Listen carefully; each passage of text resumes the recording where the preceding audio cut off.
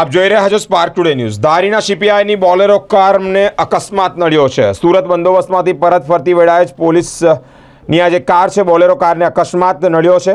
Bolero કારમાં અચાનક ખામી સર્જાતાની સાથે જ બોલેરો કાર પીજીવીસીએલના ટીસી નજીક પલટી ખાઈ ગઈ છે। ધારીની અન્નપૂર્ણા લોજ નજીક બોલેરો કાર પલટી ખાઈ જવાની માહિતી સામે આવી છે।